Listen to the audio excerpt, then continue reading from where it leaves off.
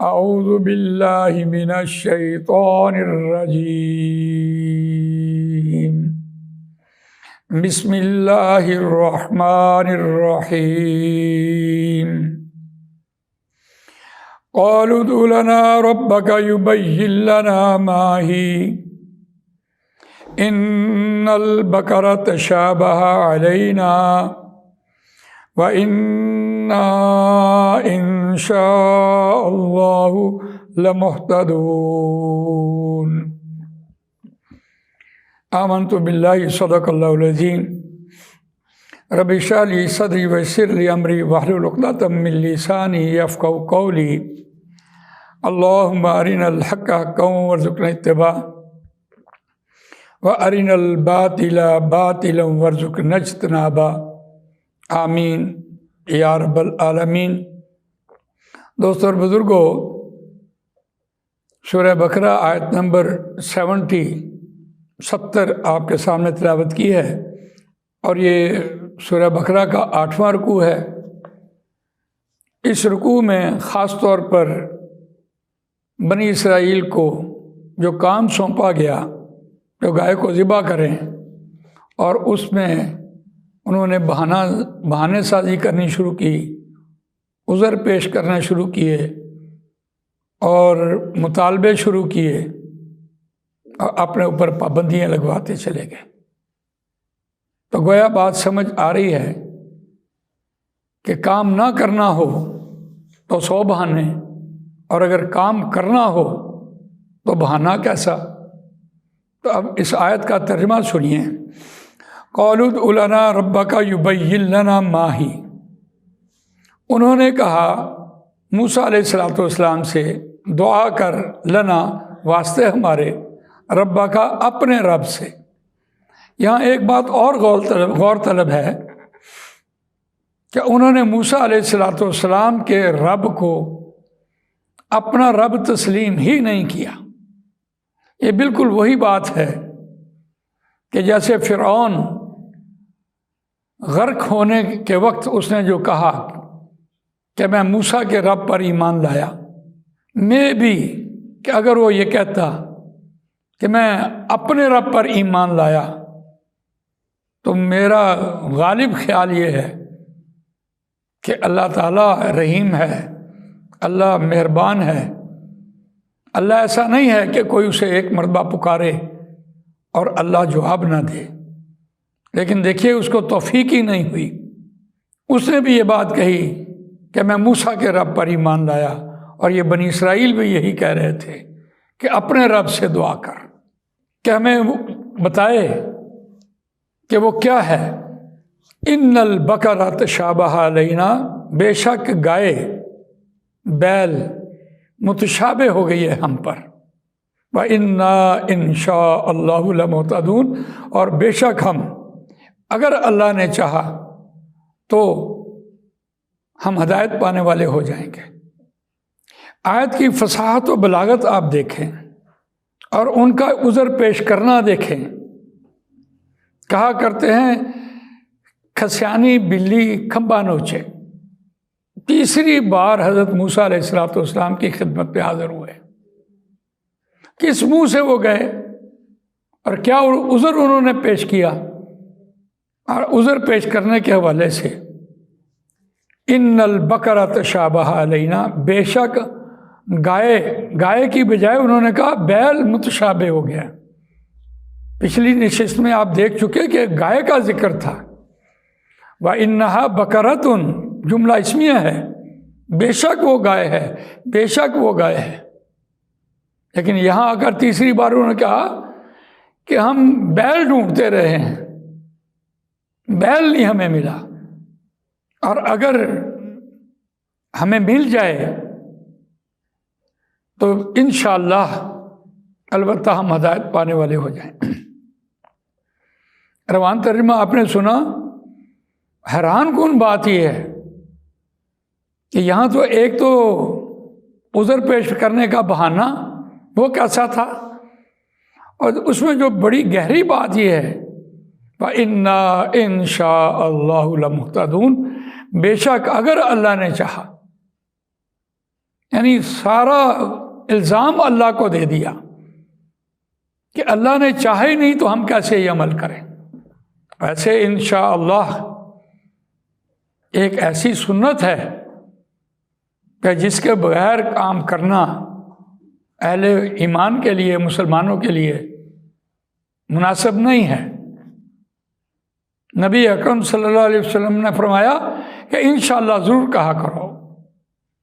اور سورہ کہف میں آپ دیکھیے، سورہ کہف کے مضمون میں ایک مشرک نے نبی اکرم صلی اللہ علیہ وسلم سے سوال پوچھ لیے، آپ نے فرمایا میں کل جواب دے دوں گا، تو 7 دن وہی نہیں آئی، تو وہ جب مشرک نے تان سان کرنا شروع کیا تو پھر اللہ تعالیٰ نے نبی اکرم صلی اللہ علیہ وسلم کو وہاں اس آیت میں یہ کہا کہ آپ انشاءاللہ کہا کریں۔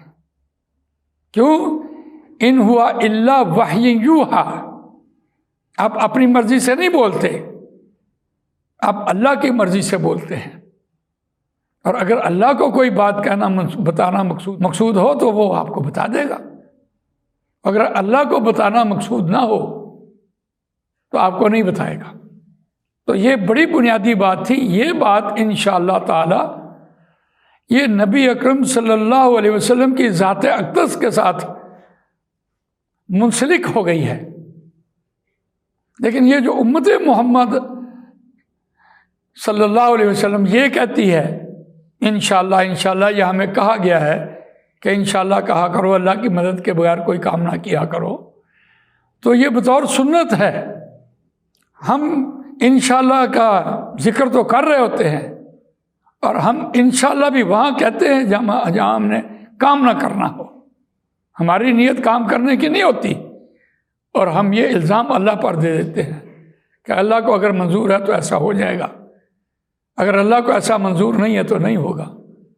ہم خود کام نہیں کرنا چاہتے، ہم نے انشاءاللہ کو بطور ہم نے بھی عذر پیش کیا ہوا ہے۔ تو اس بات سے دیکھیے، یہ تو بنی اسرائیل کی عادت تھی انشاءاللہ کہنا۔ امت محمد کو تو کہیں بھی یہ بات نہیں کہی گئی۔ امت محمد کو تو یہ کہا گیا کہ عمل کرو، جب تم سواری پہ بیٹھ جاؤ گے پھر دعا مانگنا، جب تم گھر سے نکلو گے دعا مانگنا، جب تم مسجد میں داخل ہونے لگو گے تو دعا مانگنا۔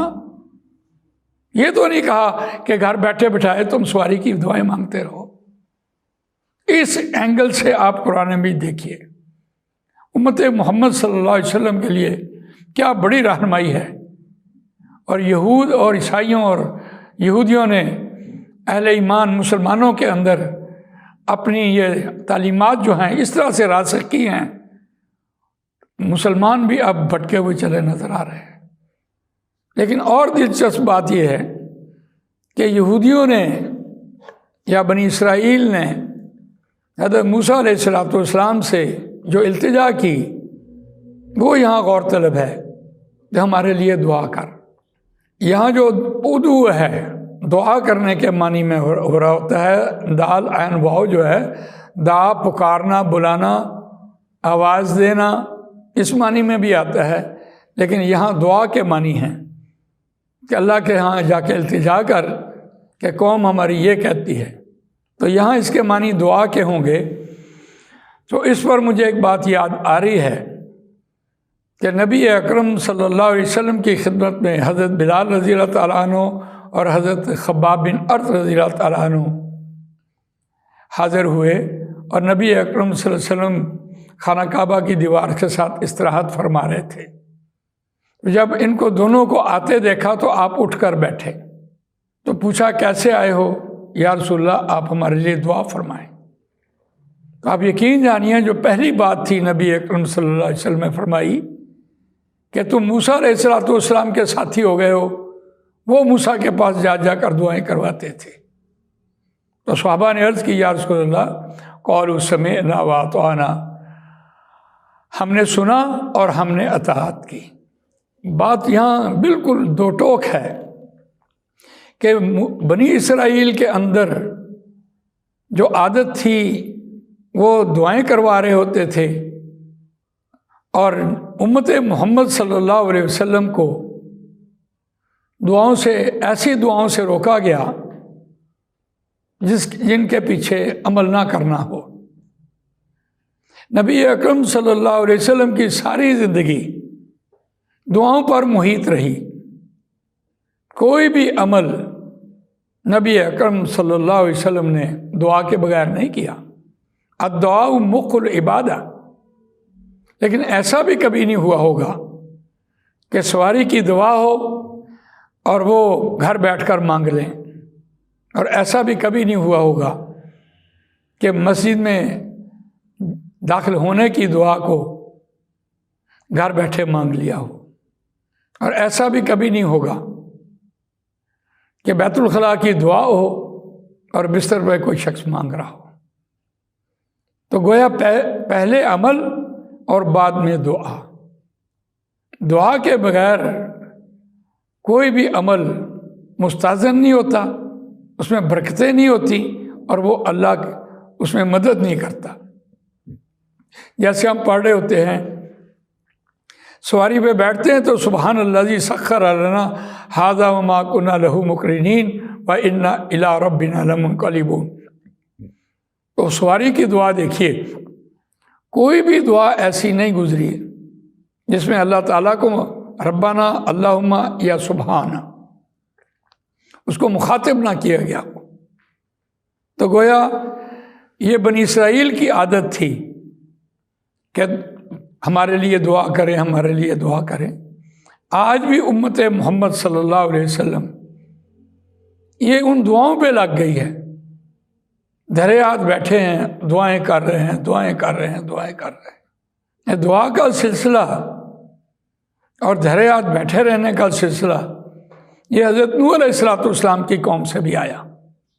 جب یہ لہب بن اخطب، یہ ایک شخص تھا مکے میں، یہ عراق گیا اور وہاں جا کر دیکھا تو لوگ اپنی عبادت جو کر رہے تھے اس کے سامنے اپنے بزرگوں کی تصویریں رکھی ہوئی تھیں، اور یہ بت پرستی جو ہے وہ پھر وہاں سے چلی ہے۔ دھرے ہاتھ بیٹھے رہنا، دعائیں کرواتے رہنا۔ آج آپ دیکھ لیں، جس کسی کو بھی آپ یہ کہیں کہ آئیے نماز پڑھنے چلیں تو یہ کہتا ہے آپ ہمارے لیے دعا کریں کہ اللہ بھی ہمیں توفیق دے۔ یہ توفیق جو ہے وہ تو اللہ نے انسان کو دی ہوئی ہے۔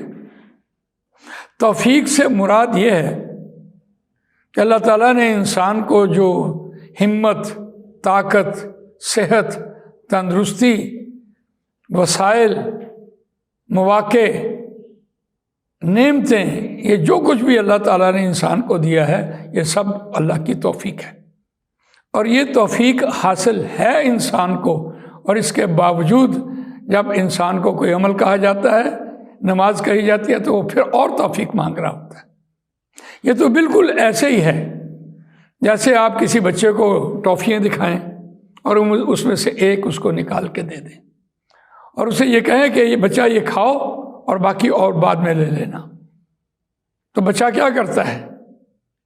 وہ کہتا ہے وہ دوسری بھی مجھے دیں، جو آپ کی جیب میں ہے وہ بھی دیں، اور وہ کھاتا نہیں اور ضد کرنے بیٹھ جاتا ہے۔ اور بالکل یہی حال آج ہماری اس مثال کا ہے کہ ہم جو اللہ تعالیٰ کی نعمتیں اللہ نے ہمیں دی ہیں، ہم ان کو استعمال کرنے کی بجائے ہم اور اللہ سے مانگ رہے ہوتے ہیں۔ تو یہ جو ہمارا وتیرہ ہے یہ بھی بنی اسرائیل کی طرف سے ہمارے اندر منتقل ہوا ہے۔ اللہ تعالیٰ مجھے آپ کو قرآن مجید پڑھنے، سمجھنے، اس پر عمل کرنے، اس کو دوسروں تک پہنچانے کی توفیق عنایت فرمائے۔ سبحانک اللہم و بحمدک، نشہد ان لا الہ الا انت، نستغفرک و نتوب الیک۔